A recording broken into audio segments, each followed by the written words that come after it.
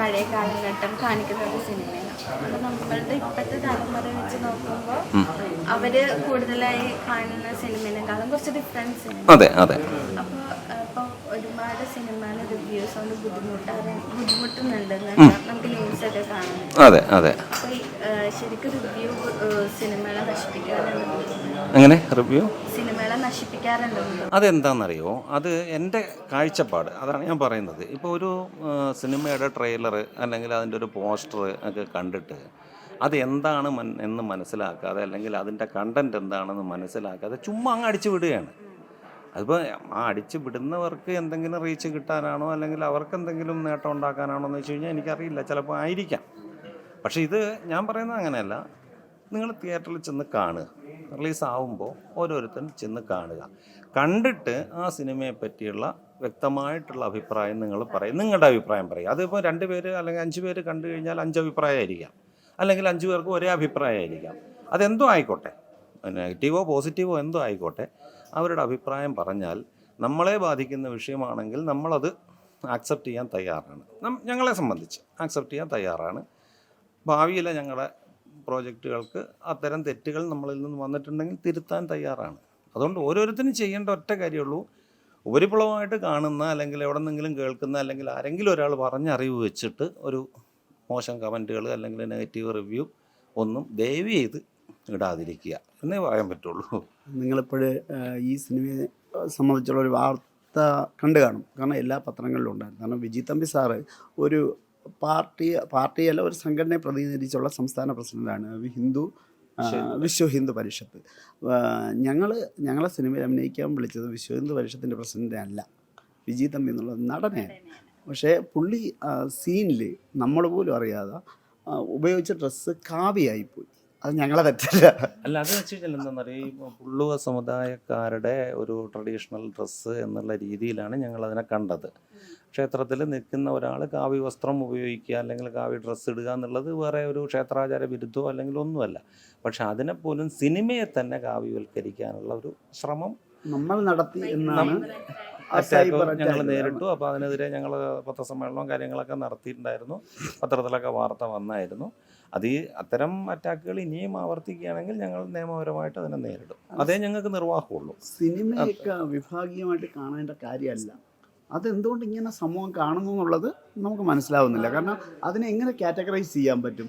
ആ സിനിമ കണ്ട് അതിനെപ്പറ്റി മനസ്സിലാക്കാതെ ഇവരെങ്ങനെ ഇത് വിലയിരുത്തുന്നു? കാരണം നമ്മളെ സിനിമ സെൻസർ ചെയ്തു, ഞങ്ങൾ കണ്ടു. പക്ഷേ ഇത് സിനിമ കാണാത്തവരാണ് നമ്മളെ സിനിമയെപ്പറ്റി അങ്ങനെ ഇങ്ങനെയൊക്കെ പറയുന്നത്. ഈ ചാനലുകൾ സൈബർ അറ്റാക്ക് വെച്ചാൽ നിങ്ങൾക്ക് കണ്ടിരുന്നല്ലോ, അതും പത്രങ്ങളൊക്കെ 4 കോളം ഉള്ള രീതിയിലാണ് എഴുതിയത്, കണ്ടില്ലേ? അതുപോലെ തന്നെ വേറൊരു സംഭവം സംഭവിച്ചത്, നമ്മൾ ഈ പുള്ളുവ സമുദായം എന്നുള്ളൊരു സംഭവമുണ്ട്. അപ്പോൾ ഈ അഷ്ടനാഗക്കളം വരയ്ക്കാൻ വേണ്ടി പുള്ളുവരെ ഞങ്ങൾ സമീപിച്ചു. അതിനൊരു സംഘടനയുണ്ട്, അവരെ സംഭവം.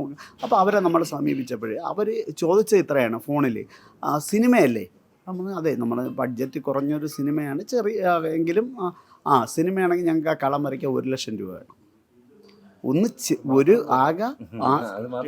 അതെ, സ്ക്രിപ്റ്റ് വായിക്കണം, ഷൂട്ട് എവിടെയാണെന്ന് അറിയണം, ലൊക്കേഷൻ വന്ന് കാണണം എന്ന് പറഞ്ഞാൽ ഇവിടെ നമുക്ക് ഒരു അവതരണ അനുമതി എന്ന് പറഞ്ഞാൽ നമ്മളെ ഒരു മനസ്സിൽ തോന്നുന്നൊരു സംഭവത്തെ നമുക്ക് ചിത്രീകരിക്കാൻ പറ്റാത്ത ഒരു അവസ്ഥയായി കേരളത്തിൽ ഒരു മാറ്റം വന്നോ എന്നൊരു തോന്നൽ ഇപ്പോഴുണ്ട്. അവർ പറഞ്ഞ കള ഇടുന്നതിൻ്റെ പാറ്റേൺ, നിങ്ങൾ ഇതിങ്ങനെ ചെയ്യണമെങ്കിൽ ഞങ്ങൾ അതിനെ നിയമപരമായി നേരിടും എന്നാണ് പറയുന്നത്. എന്ന് പറഞ്ഞാൽ നമുക്കൊരു ആശയം അവതരിപ്പിക്കാൻ പറ്റാത്തൊരവസ്ഥയായോ കേരളത്തിൽ എന്ന് തോന്നുന്ന ഒരവസ്ഥ. കാരണം അങ്ങനെ ഒരു ഫീല് നമുക്കുണ്ടായി. അവസാനം ഈ അഷ്ടനാഗക്കളം നിവർത്തിയില്ല, ഞങ്ങൾക്കിത് എങ്ങനെ ചെയ്യുമെന്ന് അറിഞ്ഞൂടാ. പക്ഷേ ഇദ്ദേഹത്തിന് ഇത് അറിയാം, ഇദ്ദേഹം ബ്രാഹ്മണനാണ്, പുള്ളി ചെയ്തു, കളം ഞങ്ങൾ വരയ്ക്കുന്ന അവസ്ഥയായി. കാര്യം വെച്ചാൽ ഞാൻ നേരത്തെ പറഞ്ഞല്ലോ, നമ്മൾ യഥാർത്ഥ സർപ്പക്കാവിലാണ് ഈ അഷ്ടനാഗക്കളം ഇട്ടത്. അപ്പം ഈ അഷ്ടനാഗക്കളത്തിൽ ഈ തലമുടി അഴിച്ചിട്ട് നാഗക്കളം പൂക്കുല വെച്ച് മായ്ക്കുന്ന ആ ഒരു നാഗസമ്പ്രദായമുണ്ട്. ആ സമ്പ്രദായത്തിൽ കവിഞ്ഞ് ഞങ്ങൾക്ക് ഇതിനകത്തൊരു സോങ്ങിൻ്റെ കുറച്ച് പോർഷൻസും കൂടെ വേണമായിരുന്നു. അതുകൊണ്ട് എന്ത് ചെയ്തതെന്ന് വെച്ച് കഴിഞ്ഞാൽ ഞങ്ങൾ ആ കളം വായിക്കുന്നത് അതിൻ്റെ ആചാരപ്രകാരം തന്നെ ഷൂട്ട് ചെയ്യുകയും ഈ ഡാൻസ് പോർഷൻ ഞങ്ങൾ വേറെ ഓഡിറ്റോറിയത്തിൽ കൊണ്ടുവന്ന് നാഗക്കളം വരച്ച് അതിൽ വെച്ച് ചെയ്യുകയും ചെയ്തു.